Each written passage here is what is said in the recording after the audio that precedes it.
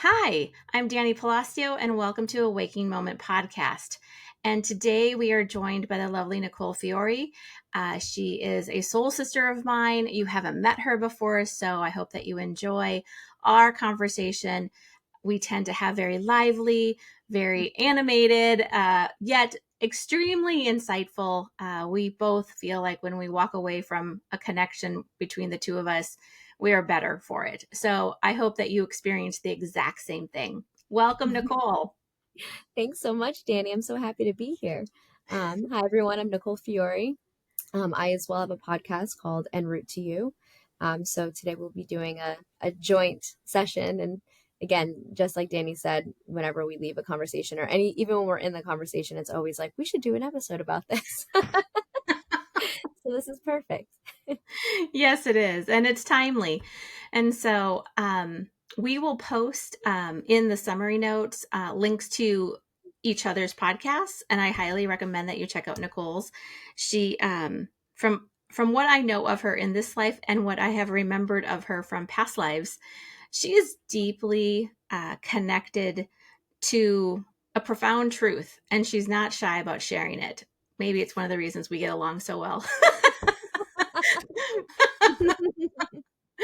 So today, our topic, our intention for a topic, let's just say it that way, because sometimes we go on tangents, but we're going to try and stay on track today. And that is surrendering to your truth and, and learning to trust, because that process kind of goes hand in hand. And we're going to explore what surrender is. We're going to explore how it's showing up in our lives. And in the end, we'll wrap up with ways we have been able to surrender and encourage you to try some of those out and see what works for you best. Yeah, Okay. So, as you know, if you've been a listener of my podcast, I tend to start out with definitions because I find it fascinating.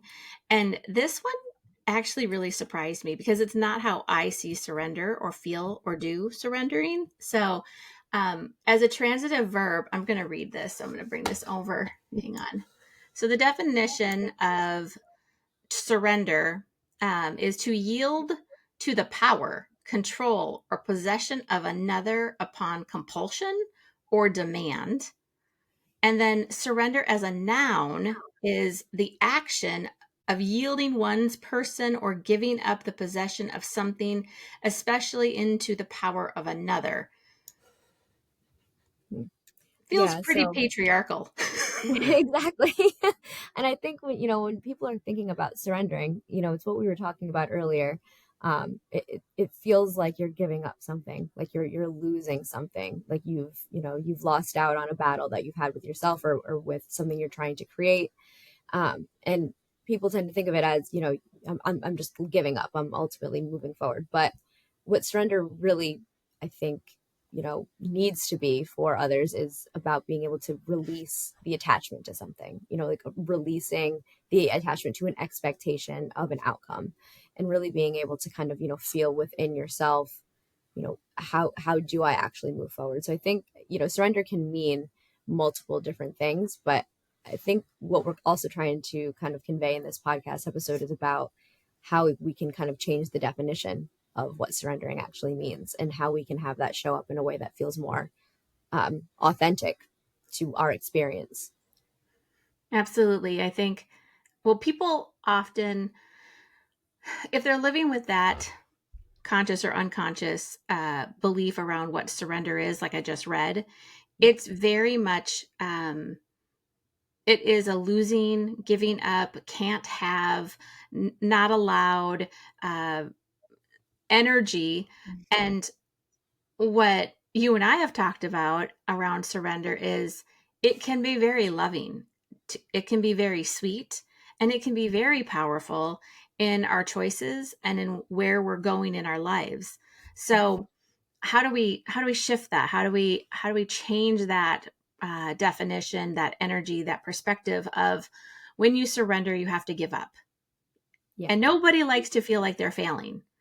And Mm. I think that goes hand in hand. Like, you know, um, so so everyone knows, and Nicole is in the same vein of this, is that there is a human 3D persona, and that's who the world and people tend to know us as.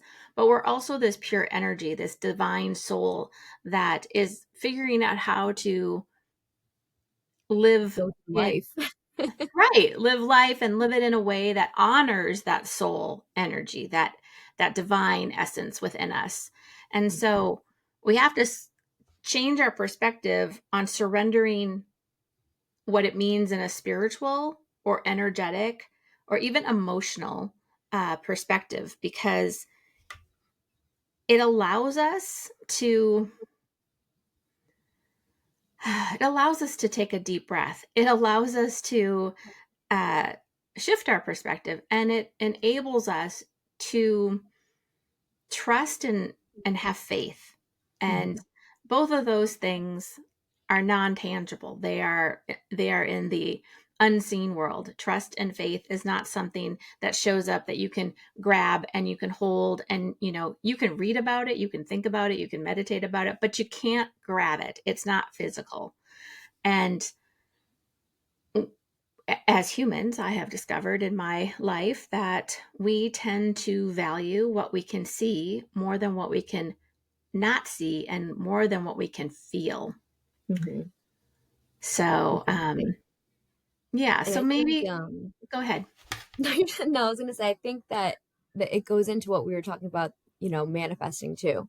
A lot of the times, what you were just talking about for the spiritual side of you as well as your human side. When people are trying to manifest, they don't necessarily realize that you need to be bridging the gap between those two elements. So, when you're trying to manifest something and you're then being met with resistance, Hmm. you know, ultimately what that resistance is actually telling you is the need to surrender. The more you the more you push something, the more you then get met with resistance, right? So a lot of the times it's just like, okay, I need to take a step back and really, you know, figure out what exactly is happening. What is my body actually telling me? Because our body actually tells us more than we think we know, right? Like that will show up in physical manifestations or physical ailments. You realize, or Danny, of all the bloating issues that I had in the past, and that was really my body trying to trigger something and tell me something. So a lot of the times, the our spiritual side is so connected to our physical side that it will show up in other ways, like physical resistance, physical ailments, whatever that may be. And really, that is the signal, the alarm to tell yourself and your body to check in and what am I missing here? What do I actually really need to redirect or refocus my attention on? Yeah, Um, completely. I feel like we don't listen, because we live in a very fast-paced world, and we're always trying to get to the next milestone, to the next thing that we're after, right? In our world, we focus a lot on achievement, on success, on being accomplished, around that equals somehow uh, that you're a worthwhile person. Like mm, if you can achieve and you're successful and you can like have a lot of material possessions, that shows how good or smart or worthy that you've been, how much you've worked for something. mm, And that we are very attached, our egos are very attached to that, right? It makes us feel good. It makes us feel powerful. It makes us um, believe that we should stay in that train of thought to manifest. But mhm. I know we have a very different definition of what manifesting is and can be. And so, um, do you want to share a little bit about your journey around manifestation and surrender? Yeah, yes, absolutely. So, yeah, I think there's many different scenarios that this can play out in, but one of the biggest ones that comes to mind is um, when I was moving to London. So for those of you who don't know me, I currently am based in London in the UK. Um, my work had offered me a role in the London office, so I really wanted, at the point of my life, I was really seeking and craving something new, something like I needed to experience a different life basically. And they had told me that it was going to be about I think it was like 6 months at the time. They were like, in about 6 months, which, equated to October timeframe, that I would be moving to London.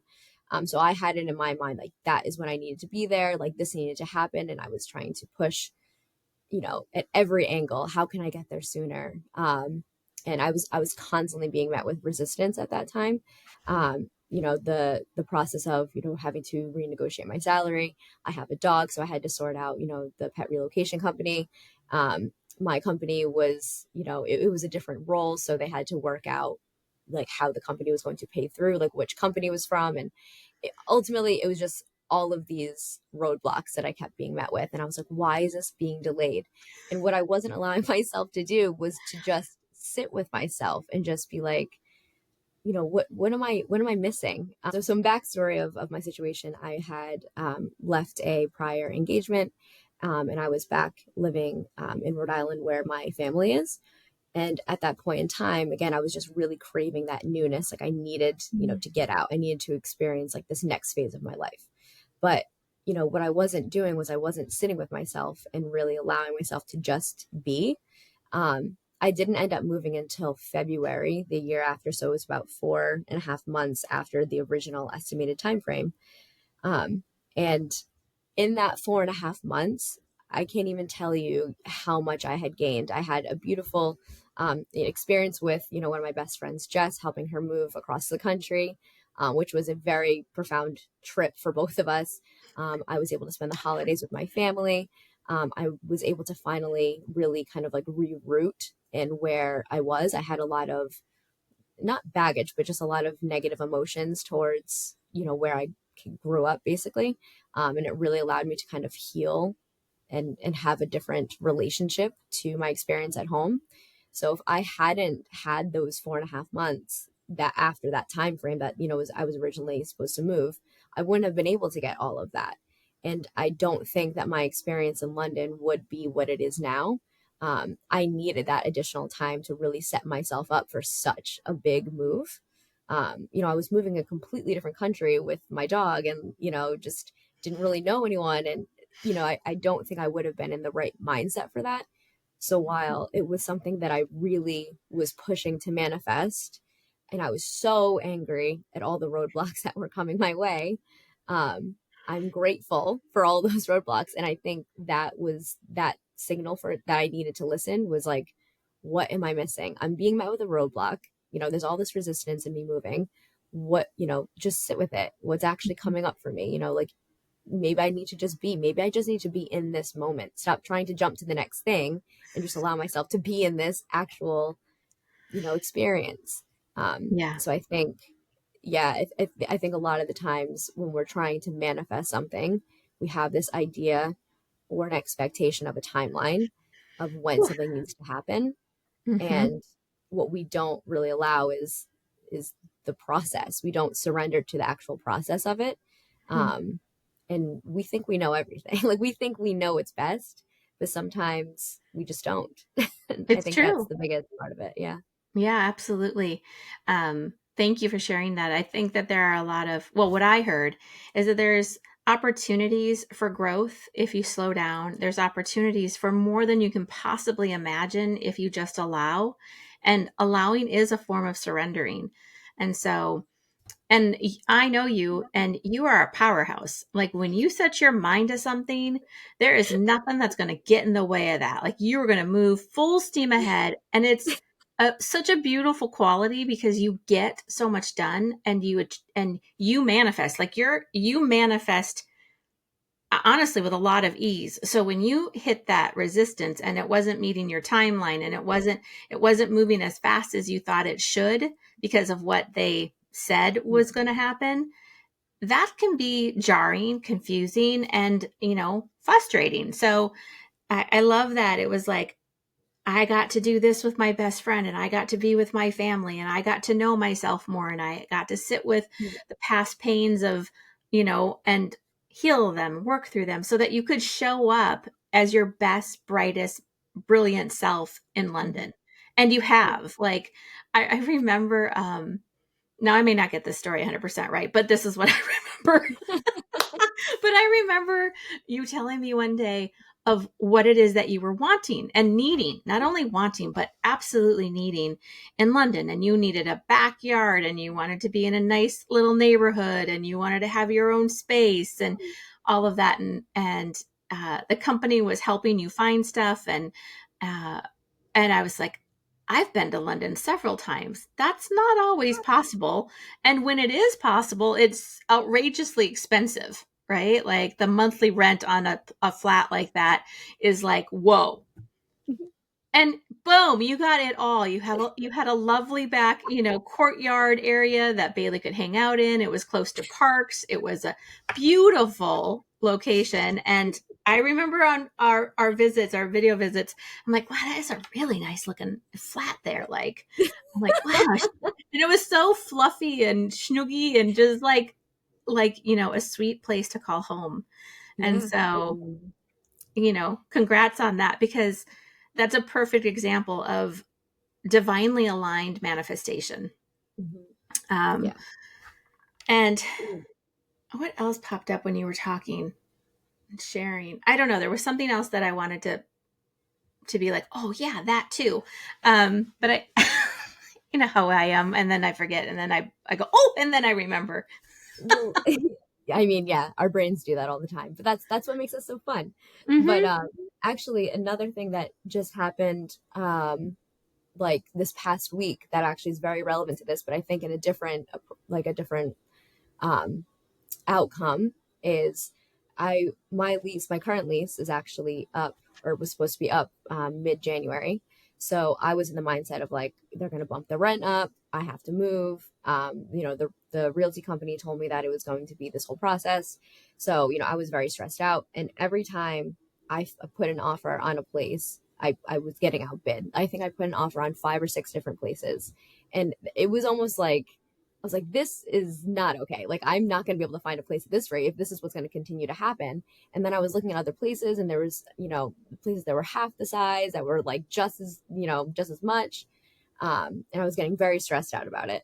And then, but in my head, though, I really had it in my head that I needed to move. I was like, this is what's next. Like, the universe is like telling me I need to move. Like, this is what's all happening. Like, I Mm-hmm. have to, go forward in this direction. Yeah. And then something came to me. It was like, well, why don't I just ask the landlord directly? Like, why am I trusting the realty company? And he just so happened to have to come by the next morning to, look at something. And I was like, hey, Bruce, Bruce, the landlord. I was like, hey, Bruce, what would you say about, me just staying here, but keeping the rent the same? And he was like, yeah, absolutely. That's perfect. He's like, now I don't have to find someone else. I'm like, what? Love that. I was like, what do you mean? And I was like, the realty Mhm. company told me they were going to jack the rent up, da da da. He was like, no, absolutely not. That would be great. I would actually rather you stay here. Like, that would be amazing. So that in my head, not getting any of the other places that I put offers in, like, that was the resistance that I was hitting. And that kind of caused me to sit and reflect and be like, what are my other options? Just because like I think that this is what I need to be doing and I need to be looking for, a new place, like, is that actually what's in alignment for me? Like, do I really need to be doing that? Do I need to be putting myself through that stress of moving? Or could I actually just stay, pay the same rent, not have to worry about it, and then just, but again, there's all these different things going on in my life that I was like, I need to move. This new beginning needs to happen, and it needs to start with a new home. And sometimes that's not actually what needs to happen. Uh, So well said. So as people are listening, I just want to encourage them to take a moment and check in with yourself and reflect on your own life. Like, are you pushing something so uphill and it's exhausting you? That's a big red flag to say, wait a second. Are you actually in alignment with the path that you're trying to force into creation?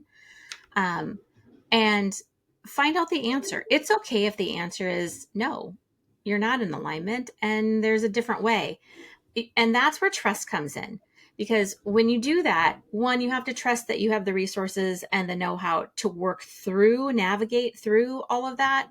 And the other part is trusting that something is being created for you, something is coming into fruition, into manifestation. You may just not know what it is because it's coming from what I like to call like the divine or God or the creator or the universe. All of that is conspiring upon your behalf to have an amazing, beautiful home, an amazing, beautiful job, an amazing, beautiful relationship. Um, and I often say, uh, when you go and look for something, it's guaranteed you will find something. It Mm-hmm. doesn't mean that it's the right something. It's just we are magnets. We when we put our energy out there and our thought, like we're going to get it, we're going to go for it. It's, and we try to attract it, right? Um, if we're stuck on what that looks like, we're going to find something that may not be what we were meant to find. And so sometimes it is better to just literally sit down, take a deep breath, and say, I don't really know. I have these desires, I have these dreams in my head, I have these things that are very logical. It's got to happen A, B, C, one, two, three. And if it doesn't show up that way, then I don't know, and you start to get all attached and you start to spin out on control and power and forcing things instead of just literally just sitting. And like I even put my palms up and be like, okay, I'm going to allow and invite in what is the highest, most incredible uh, answer to my Mm-hmm. question or to my desire. And I have been surprised over the years of what does show up.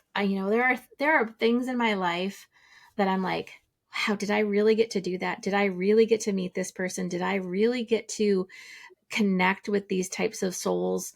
And the answers are all yes to that. But you could have asked me to write down the things I thought would happen in my life, the things I thought I wanted in my life.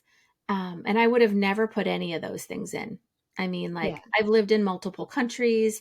I've had multiple different um, corporate jobs, and I've had multiple different types of offering divine service and having a private practice. And it all has looked very different every single time I've stepped into it. But I remember, I'll share one quick story about how that has happened. So, um, I was working at a company and I really loved my coworkers. I even really loved the work. I thought it was really interesting. Um, and then I had a coworker that I was partnered with, and uh, it was a very challenging relationship. And it was co-created. I had my part in it for sure, but it was the battle of control, the battle of who was in a higher position of authority. It wasn't partnership, and it was meant to be partnership. We were Yeah. paired because one was the technical expert and I was the marketing communication expert, and together we could have created magic, wild success for ourselves and for the company. And we were just mediocre because of our conflict, right? Mm-hmm. So I had decided that it was time for me to find a new job.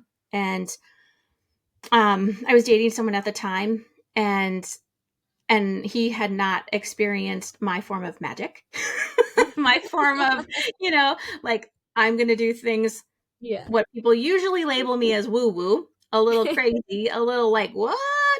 Yeah. But I stayed true to my heart. I stayed true to allowing the universe to provide for me. Like I did not have to force this situation.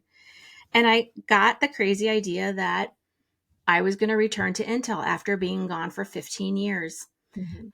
And he happened to work at Intel, and he was like, well, you should go to LinkedIn, and you should go do this, and you should go do that, and you should go do that. And it was all these shoulds. And I was like, nope, in my heart, in my soul, I know I'm going back to Intel. And he's like, well, and he had his journey around my woo woo beliefs of faith and trust. And sure enough, I got a job at Intel. Yeah. I went back to Intel, I and remember when this all happened. right. Yeah, that And was amazing. You called it right from the beginning.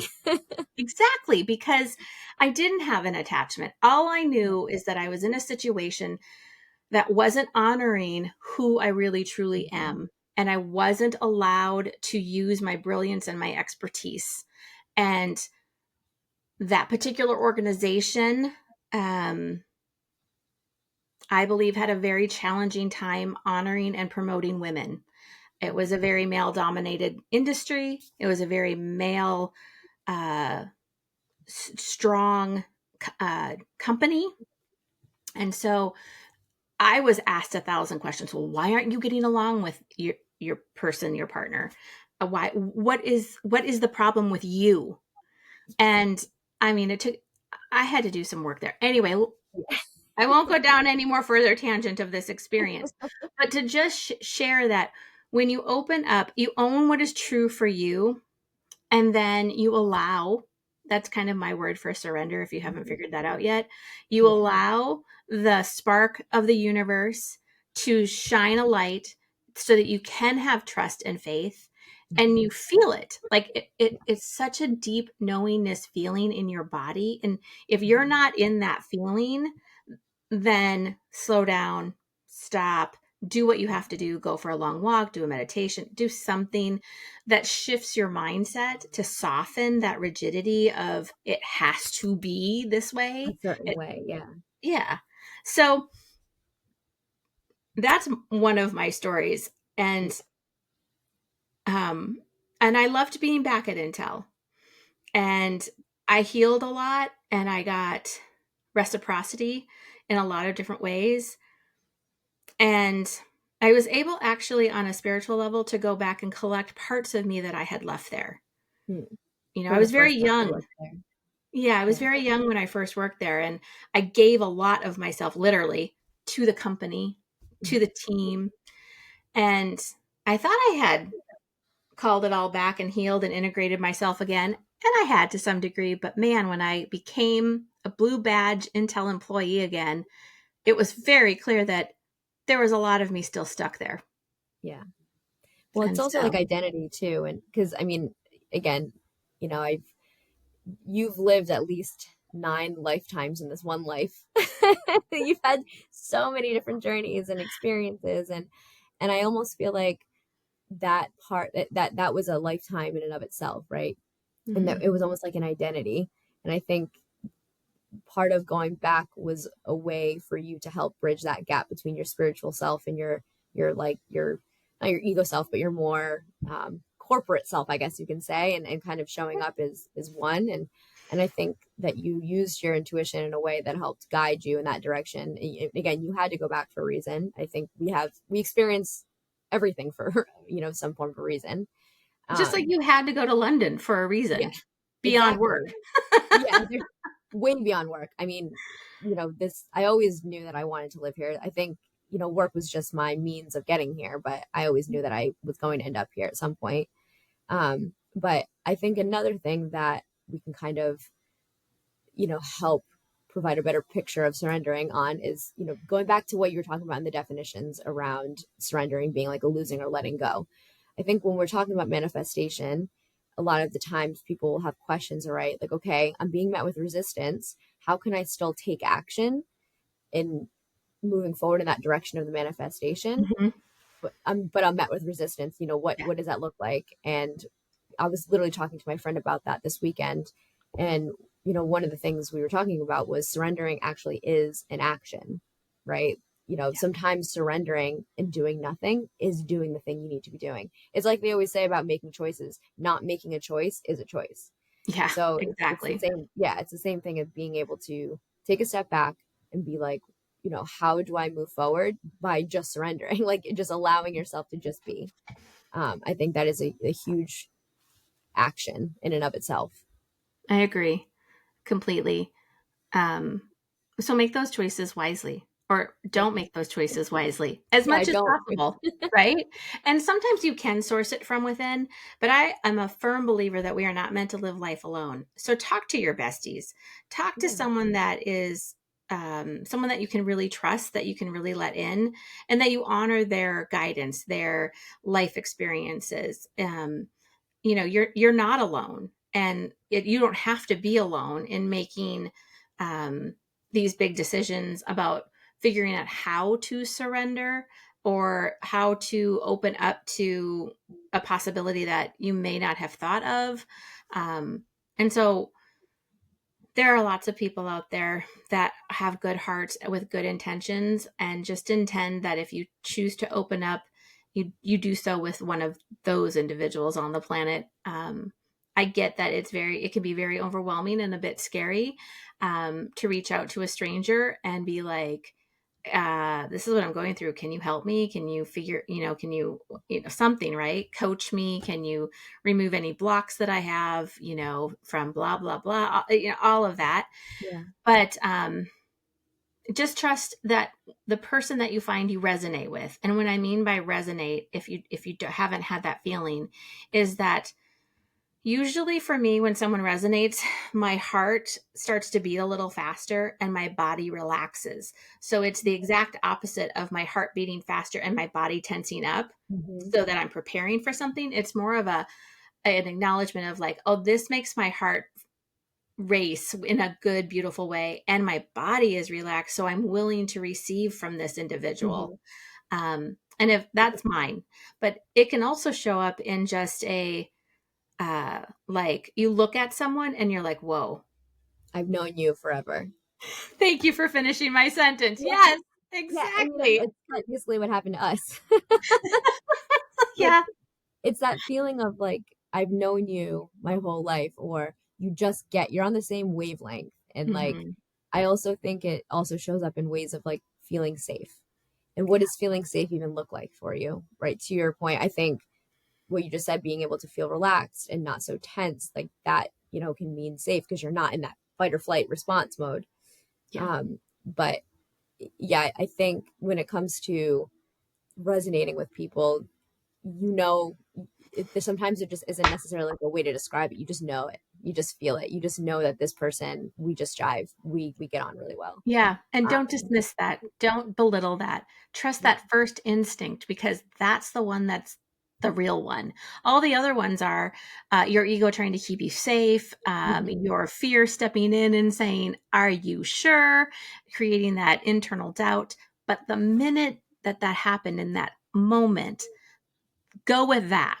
And all the other stuff that comes up after that is just junk mail. It's just Hmm. garbage. It's not really real. Your first intuitive knowingness, that recognition, that spark, that oh wow, I need to meet that person. Now, Yeah. I will say that go with it, but also let go of what you think it is Hmm. Like the because expectation of it, and what we were talking about last yes. night was being fluid and allowing yourself to adjust to different ways of thinking. A lot of the time, something that I do and I'm trying to be more mindful of is I tend to like put a feeling, or I tend to think I'm going to feel a certain way in a Mm, future scenario, or an event is coming up, or I'm about to meet up with someone or something, and I feel like I'm going to feel this way, and I identify with that feeling as if that is what I need to feel. We kind of, by doing that, we limit ourselves from the opportunity of what could shift. yeah. It happened when I was home. I thought that I was going to walk into a situation feeling very like, no, like this person is like, they're this way and they're not in alignment with me and I don't like them or whatever. And then in the moment, I was just allowing myself to be curious and self-aware, and I just began to start having more compassion for that person. And it was very shocking to me given this specific situation, and allowed me to just be like, huh, you know I don't have all that anger anymore. And it kind of allowed me to release that feeling. Like I didn't hold on to that feeling of like anger or resentment or whatever it may be. Hmm. Um, I think that's something that we need to be a little bit more mindful of, is Yeah, just I being would say open. Yeah. fluidity um and curiosity are the two wonderful entry points to discovering what is true for you and having what you're so attached to, because that's one of the reasons why surrender is so hard because you're holding on so tight. Um, and when you have curiosity to explore it, to not make it right or wrong, good or bad, um, you can find new ways, new things, right? New people, new experiences. And that requires an ability, you can say it being flexible or being fluid. Mhm. Both are kind of cool visuals in my mind. Flexibility means that you can bend and you can contort, but sometimes you're not meant to, right? Sometimes you are just meant to flow. Like Mhm. you're meant to flow like the river, right? A Yeah. river flows in a direction, but it doesn't flow in the other direction. It flows in a progressive moving energy. And Mhm. so being open to that flow enables you to stay self Adaptable. sourced and Yeah. flexible. It does. And so you just check yourself if you're Mhm. in a situation, and a lot of people are out of work right now in the United Yeah. States. And I've heard a lot of people talk about, I have to get a job. I have to get a Mhm. job. Now, I understand the need and the belief that you have to get a job. And yes, there are lots of concrete physical actions that you need to take to enable yourself to find the right position. But if you don't have the trust that the perfect job or the job you're meant to have um, is going to show up, then you get very rigid. You're Mhm. sending out applications, maybe three, four a day. And, so add that up over 5 days, and, it's like 20 applications a week, let's say. And you're still not getting that call in. You're still not getting that interview. That's the time to say, okay, there is something so off. Like Nicole talked about it in one of her first stories about, you're just forcing the situation and you have this timeline and this Mhm. expectation. Um, that that's a sure big red flag. Yeah. Always. I mean, Always. it's also just going back to what you were talking about around what you call in, right? And if you put out a very desperate energy, you're Mhm. going to receive a very similar response, or someone may be calling back for that job, for an interview for a company that actually isn't that, in alignment for you. It Yeah. may actually not be, the greatest role, but you'll probably take it and probably settle because you feel like you need it. Hmm. um, and you're not really allowing yourself to really sit with, is this actually the right move for me? Is this the direction I need to be going in? And then also, going into the mindset of, desperation of, I have to find something and this is what I do for a job, so I have to find something in this, without even allowing yourself to think of what other possibilities or opportunities are out there. And I know this is obviously probably a touchy subject for most, because a lot of people, feel the need, they need to have something, so I For totally sure. understand that. Single But moms, working right, fathers, people that right, have to care for others, where their it's money obviously isn't not just their simple. own, right? It, Yeah. it does put pressure on. And so in those situations, what I always share is that, yeah, get the job that helps pay the bills, but don't give up on the job slash career that you're actually really being called Mhm. to. I'm in a similar situation, right? So I separated from Intel on June 15th of 2024. And so I've got a little bit more time, probably 4 or 5 more months before I get into a situation where I have to find my own health insurance, where Mhm. I have to really start dipping into my savings.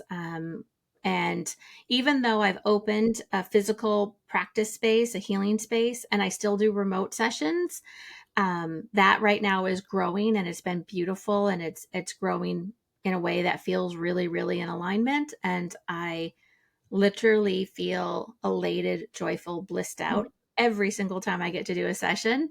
And I do mean get, because it's divine work for me, and it's just a gift every single time. So I might actually need to take my own words and our own words, Nicole, around February, March timeframe, and say, am I going to stay? Am I going to get into that desperate? Am I going to get in this mistrust? Am I going to try and control it all? Am I going to just analytically, in a very Virgo way, make a plan and stick to it? Um, I hope not. I'm Yeah. going to do everything I can to stay open, to continue to use my own practices around meditation and prayer and candles. I love candle magic, and I know it's not always magic. It can just be a prayer candle, but Yeah. I love all of that. And there's other things that I do that help me stay grounded and stay connected to a much larger, bigger, unknown uh, journey of possibilities, right? Like I said in the beginning, I've done all kinds of things in my life that I would have never anticipated if someone had asked me in my early 20s, what's your next 20 years going to look like? And then in my 30s, what's the next 20 years going to look like? And in my 40s, what is the next 20 years going to look like? And now I'm in my 50s and I'm like, wow, all of that was amazing and not Yeah. anything I could have planned. So I really hope, and you guys, you'll hear it because season 2 of this podcast is launching in January. And so you'll be going through it with me. I'll let you know if I'm totally freaking out. Yeah. No, I mean, I totally hear that though. And I think that I like what you said around, take the job that, will pay the bills, but don't forget about, what the long-term career, the goal is. Because I think sometimes you do just need to do that in the sense of take something that's coming your way, but ensure that you have enough energy on the side to continue to look for the job that does feel more in alignment for you. Because there are obviously scenarios where you do just need to have money coming in some way, shape, or form. So, how can you then still take that and, be in that space, but also still being open to other opportunities? Just because you did accept a job does not mean that that needs to be your forever job. Just because you made that, commitment, quote unquote, doesn't mean that that needs to be your forever path. And I think Yeah. that does require the sense of fluidity, being adaptable, being open to opportunities. And kind of the point of this episode is to trust. I don't think, you know, we trust enough. And I think as humans, what we do is our sense of fear and control, and what our ego tries to tell us to keep us safe, is that that's not a possibility. There's no way that that could ever happen. Like you could never be able to find something like this. And then, but you actually can. And I mean, even like me finding my flat, that's a perfect example of that. It is almost impossible to find something like this, but I did. And if you just allow, and I went into it similar to how you did about Intel, right? You were like, I know I'm going back. That's exactly what I need to do. And that's what's going to happen. If you Mhm. trust that that's actually going to happen, or, again, it needs to be in alignment with you, but you need to feel in your body that it is in alignment with you. And Yes. that is a big one, is again, checking in with yourself, being very self-aware. Um, I can and, hear and someone asking right now, well, how will I know what that feeling feels like? yeah, I mean, that can be, I think it depends obviously on the scenario, right? On like what you're actually doing. One of the things that came up for me recently was anxiety. I was working through something, and I was trying to, again, manifest finding a new place, and I was feeling super anxious about it. And one of the things that I did to go back and realize that I should just ask my landlord was, I checked in with myself. I said, okay, I'm feeling really anxious and very overwhelmed. What exactly do I need? What do I need to feel better? What is actually happening? Why am I feeling anxious? And I kind of got, to your point, curious, and I Mhm. allowed myself to really sit with it and be curious about why I was feeling a certain way, why I was being met with resistance. So sometimes for me, when I'm being met with resistance, it shows up as anxiety. Sometimes Absolutely. I get, Take note on that, people. yeah, exactly, right? Anxiety, stress, Yeah, overwhelm. Those are all, fatigue, uh-huh. Yeah. yeah, just like burnt out. And I feel like when it comes to intuition, I think to your point, it goes back to that immediate like gut feeling. That Mhm. said, intuition is very much about like a calm response, and I feel like to help me discern between that ego response and that ego fear is if it's shouting at me, if it's something that's very like, no, it's urgent, you have to do this, or like this needs to happen, or like something's gonna happen, and it's very, again, like that anxious feeling. That for me is my indicator that that is not my intuition. I used to associate anxiety as intuition because I would think something bad's gonna happen because I'm feeling really anxious, but actually it's the opposite. And whenever my intuition is talking to me, it's very subtle. It's always very calm and matter of fact, and like motherly, kind of just Mhm. guiding and protecting, rather than, that shouting anxiety fear. Yeah, So that is a wonderful distinction and a great share for those people. Your intuition, your higher self, however you want to, that inner knowingness, that little nudge, It is always, you're right. It is always very gentle. It's very loving. It can be sassy Mm-hmm. and it can be like matter of fact, but it's Mm-hmm. never going to yell at you. It's never going to really like take you Berate you. over. Yeah, Yeah. berate you. Yeah, it's not going to be that way. It's going to be because you're in partnership with it, and it is just helping you find your own truth. It's asking you to open up to the possibility, to the wisdom that you received, right? And sometimes, I mean, lots of people experience intuition differently, but I think that is a wonderful, clear. I hadn't put it in those words before. Around this is a loving source Mhm. of wisdom. It's not going to whip you into shape. It's not going to kick you in the ass. It's not. Yeah. I mean, its truth might be jarring, Yeah. but it's not going to be yelling at you and being a sergeant, like a Yeah. it's not that way. That's actually a good point though, is the truth may be jarring, right? I think a lot of the times we're afraid of the truth. And again, going back to we think we know, and I think the truth, you know, the truth will set you free. And what is it in Ted Lasso? They say the truth will set you free, but first it'll piss you off. And I think It that's could. so true. Yeah. Because it really does. Like sometimes we're just so afraid to actually acknowledge the truth Mm-hmm. or see the truth. So Mm-hmm. we'll do everything possible. Again, you know, Avoid. fighting Yeah. the resistance. And sometimes it's resistance is for redirection. Um, Yeah. it's like divine intervention. I also think that people sometimes, I know I have myself, but I've worked with enough people to know that when they receive an inner truth, and I talk about inner truth all the time, every Mhm. episode, because that's what I'm here to kind Yeah. of inspire and encourage. I want to remind you that just because you find the inner truth doesn't mean it has to go at warp speed. Yes. You can slow down. You can receive the truth. It can be jarring, it can be compelling, it can be confusing. And so you have a process of integration. You have a process of sitting with that new truth and really figuring out how do you want to wear it. Like it's like clothing, or it's like, Mhm.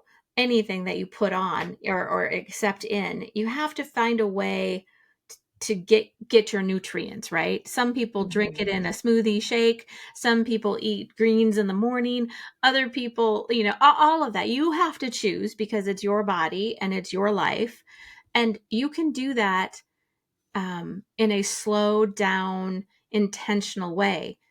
I have experienced way too much for myself where I get a truth and then boom, got to act on it, got to get it done, got to make it so. Exactly. I do the same thing.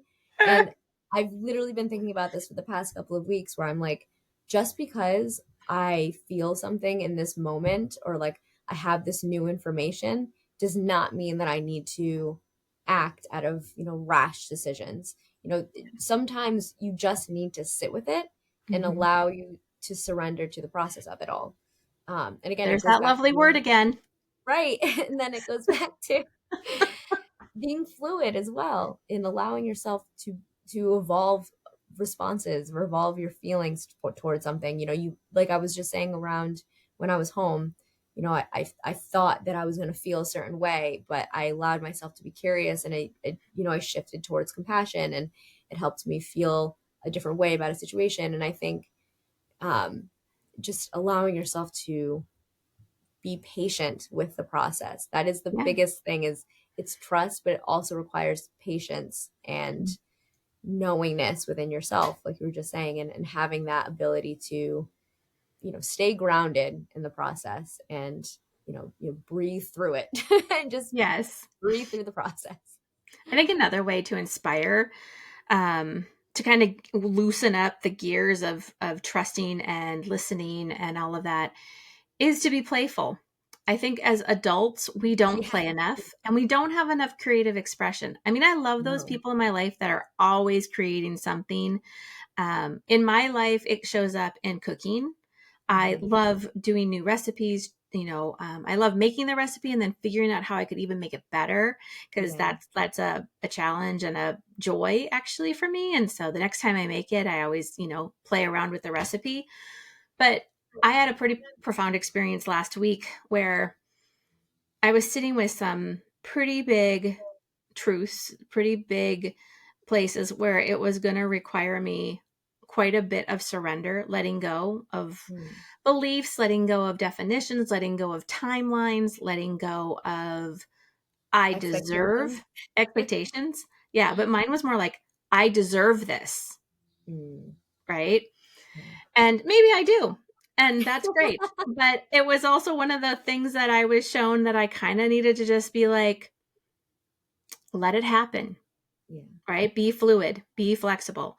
And so I got out my markers and my pens and my glitter and my all my fun little things, my papers and just everything, and scissors, glue, the whole bit. And I laid it all out.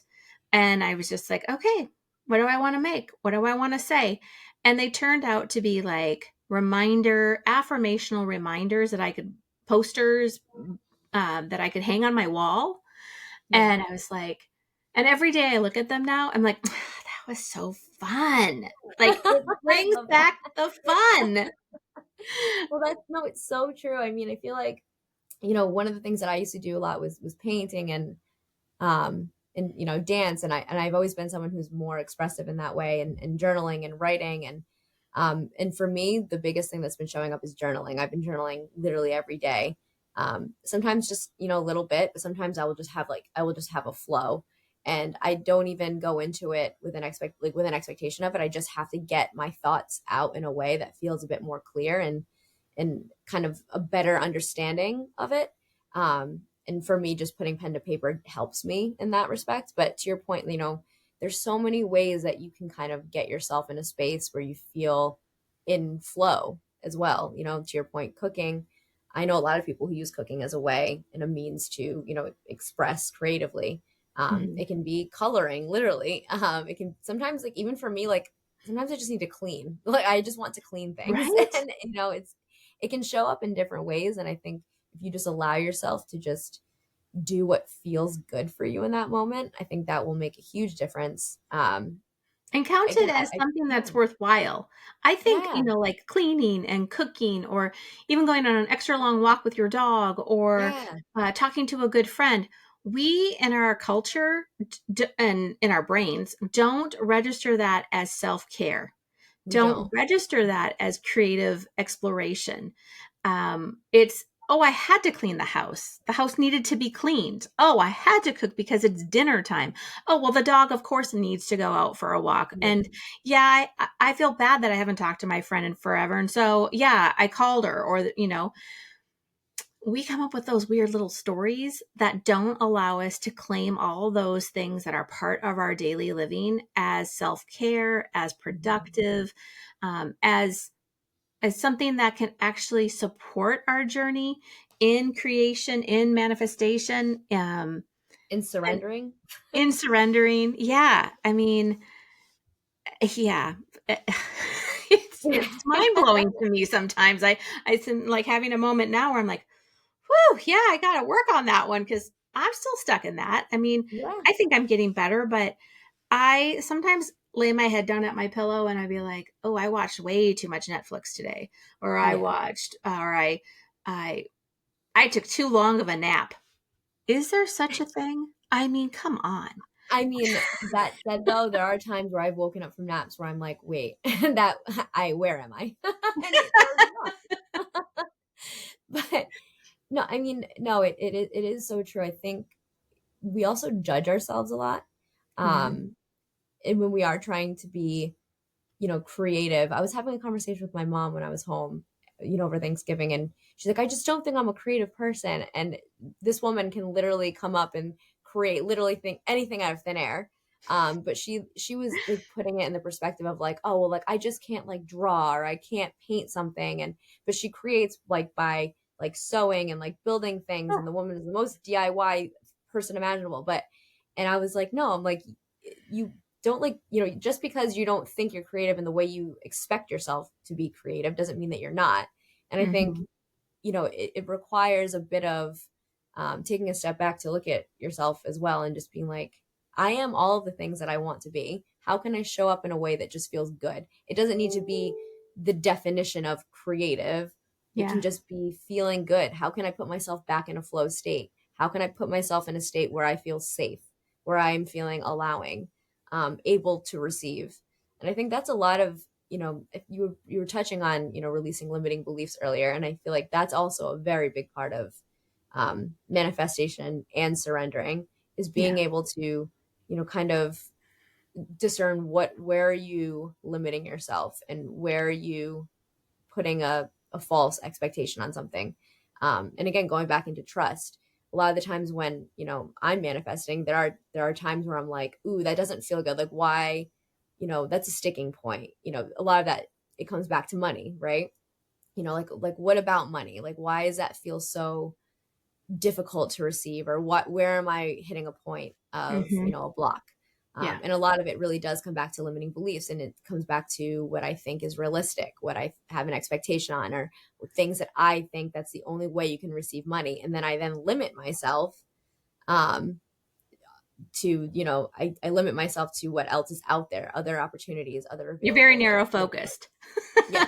That I'm like, limiting I belief gets can, you very narrow focused, yeah, right? and I like, I pinpoint exactly something, and I'm like, oh, that's the only way that I can receive that, and then it doesn't allow me to receive all the other opportunities available. Yeah, um exactly. so yeah. I would also encourage, I mean, this is a longer, it takes a little bit longer, but once you get the hang of it, it actually can be just as fast. But where did that limiting belief come from? Find the root Hmm. cause, right? Now that you've identified it and you understand that you're stuck in it and you're operating from it, so you're in that very narrow lane, and there you look left and right and you see big walls because you're in that belief system. If you go back and you find the root cause of where you actually got that, 80% of the time it's not even going to be yours. It was given to Hmm. you. You adopted it into you by the experiences you had, and so you then made it yours. And The then the other, conditioning from growing up, and conditioning from your parents, and yep. and society, and Hmm. any person of authority when you're little. And that's Hmm. everybody. Yes. That's literally everybody. It's, I mean, you might be in kindergarten and some first grader says, "You're stupid," because kids say crap like that, right? And then you believe And it. yeah, and your little 5-year old, let's say, is like, a big kid told me I was stupid. Yeah. And at 5, you don't have the cognitive ability, the brain power of processing, oh, well, that little kid, he just didn't like me, or that little kid thought he was stupid and projected it onto me. Hmm. These are all things that the adult self understands. So go into the limiting belief system, and but find the root cause, because if you don't, it's like pulling a weed. If you don't pull the roots, it's gonna grow back, like Hmm. guaranteed it's gonna grow back. And I have not found a way that is safe or worthwhile to take root killer, like, poison, and kill the weed, kill the root. I haven't found a way to do that that keeps us alive. Yeah. Yeah. No, it's so true. I'm sorry. I think I cut you off earlier because you were saying that there was two ways to identify the limiting belief. It was like the first one was the conditioning. And what was the other one? I cut you off. Sorry.